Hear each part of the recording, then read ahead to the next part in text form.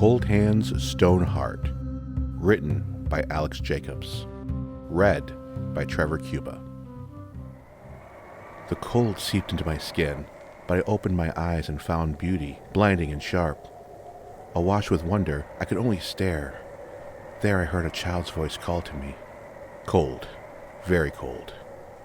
The first thing I feel isn't the pain in my ribs or the throbbing in my head, but the chill that surrounds me. So much more than before. The air is dry and thin and sharp, but still, I expect pain. Why? I look down at my hands, pressed into the ground. No, that's wrong. They're pressed into the expanse of white lying atop the ground, my arms pressed through the coolness beneath. My fingers are already growing numb, but I can feel the soil beneath them, hidden by this blanket of snow. The word comes to me. I let the word wash over me like the chill mountain air. These are mountains. I hadn't known mountains before. Fascinating. I have such reason to question myself, question my memories, or lack of them, but I have little reason to doubt this. I turn my head to examine my surroundings. These large evergreen oak trees, Ugashi? The name comes to me. They surround this clearing. Overhead, the stars shine through a clear velvet sea on which sails an enormous silver moon. I'm in the trees before I realize it, my breath ragged. I hide from the moon's sight, but I don't know why. I don't question it. Am I afraid? I need to focus. My breathing quiets. There's no reason to fear here. Ahead of me, a soft color, pink, so pale as to be almost white. A flower. It shouldn't be here now. It seems out of place. Like I am. It must have bloomed before the snow came. It never fell on its own, sheltered somehow from the mountain's wind until the frost and ice enclosed it. I see 5 petals. At their center, a collection of strands reach out, no longer pale but vibrant and bright, the image of vitality were it not for the ice that encased them. Perhaps that is why the flower is preserved? Did the cold come on so quickly that the blossom had no chance to fall? The mystery calms me before I realize it. The ice traces each line of each petal, the stamen held in an eternal dance above them. I reach out towards the mum blossom. I need it. My hand closes around it. It shatters in my grasp. There is a gasp behind me. Remembering the moon, I whirl around. I can't have been found so quickly. But there is nothing to fear. Only a girl. Young. Small. How old am I myself? I don't know. Who are you? She asks. I have no answer, so I say nothing. She seems unafraid and comes close, all the while asking questions. Where did you come from? I do not answer. I'm not sure I know. Above? How did you get here? I feel like I fell, but don't know how to explain. I stay silent. What happened to your clothes? I look down at my nakedness. It is more inconvenient than embarrassing. Aren't you cold? A little. There is no surprise when I finally speak. She just shrugs. I'm Ren. Come with me. Dropping the shattered blossom, I follow her. We arrive at her home, a shelter of heavy mountain logs and a thick thatched roof that can still be seen below the snow piled on it. It seems small, an observation confirmed when she opens the door to reveal a single room. An older man and woman, her parents I presume, sit around a fire pit. The man shouts and reaches for a weapon. The woman reaches for Rin, but she jumps away. I found him, Mama. He was outside in the snow and he was naked and cold and I brought him here. I couldn't leave him out there, Papa. Can we help him? The man, father, puts his weapon away and the woman, mother, guides Rin and me into the home. Rin takes me over to the fire. It's warm and, though the cold doesn't bother me, I enjoy the warmth and light. After ascertaining that her child is unharmed, Mother turns to dote on me. She dries the snow melt off me with a cloth. Father digs in the family chest and finds garments which he passes to me. They are thin and patched, but I bow my head in what I hope he considers gratitude. They are too small. All this time, Rin excitedly tells her parents about me. She describes the copse of ugashi trees where she found me. There's a rumble as the snow on the roof shifts. Mother, finally satisfied that I am not likely to die of exposure, passes me a bowl of some kind of porridge. It is thick and has root vegetables in it. Bitter, but it warms me almost as much as the fire.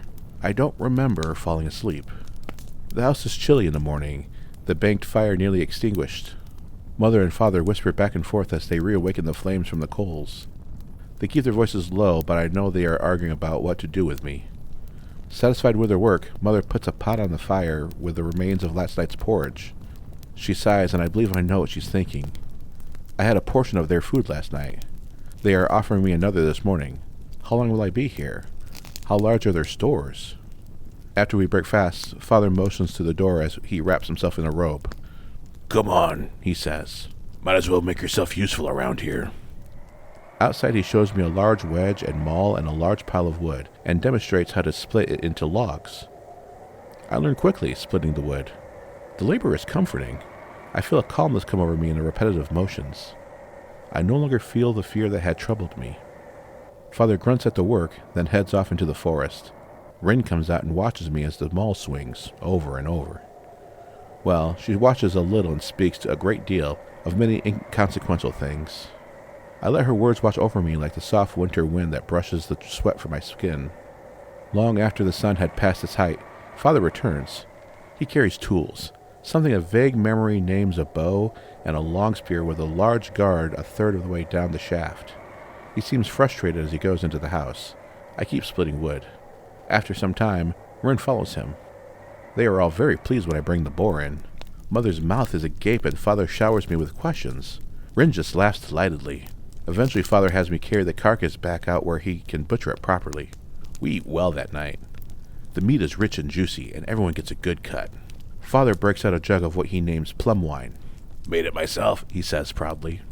It is sweet and strong, and soon he is in good spirits, and he and Mother are singing songs I've never heard. We all share the wine with dinner, and then more after. They sing. They tell stories.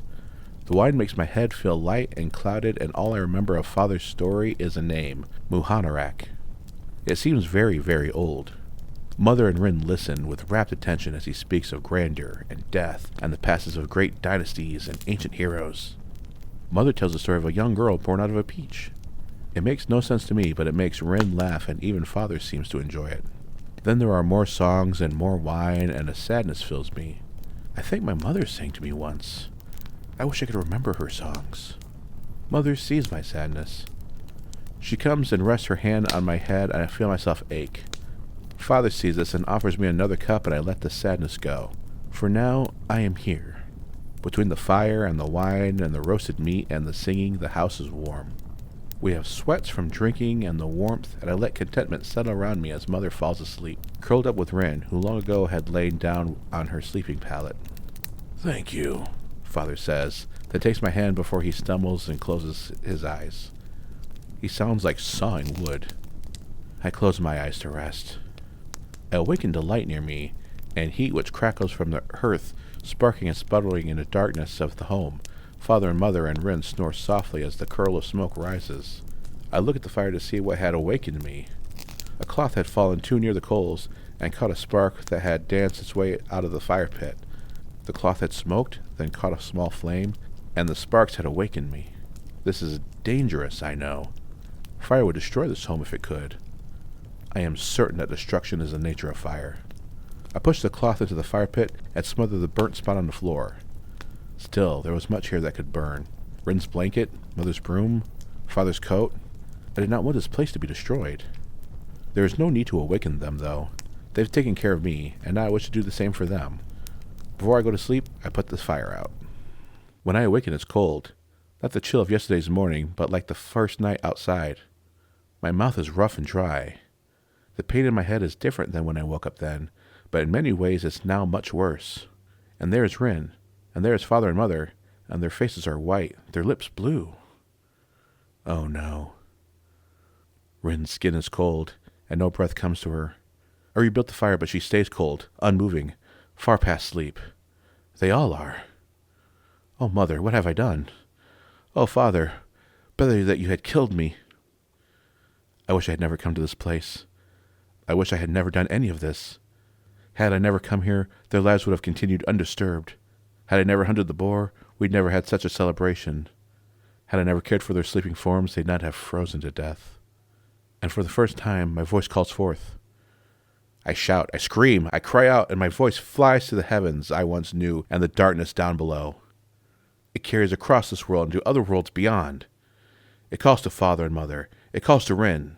I call to them and plead, I'm sorry. I call to them and beg, come back. Please, Mother, I whisper, let them find their way back. There is nothing left for me.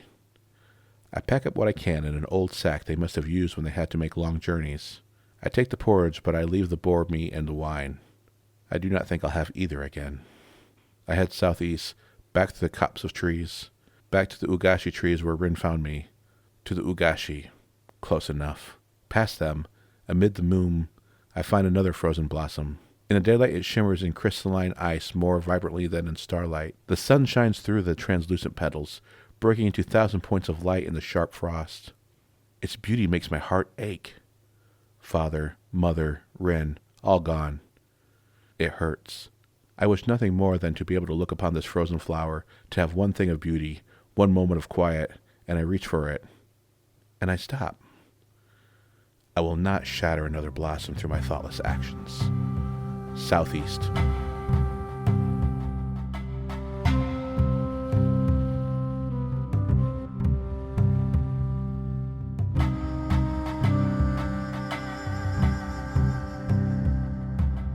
Emerald Legacy is a fan-driven project.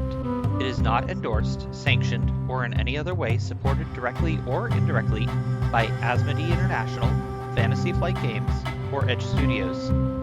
Stories are protected under a Creative Commons Attribution 4.0 international license. The music in this production is Cambodian Odyssey by Kevin MacLeod. To support this project, please visit patreon.com/emeraldlegacy.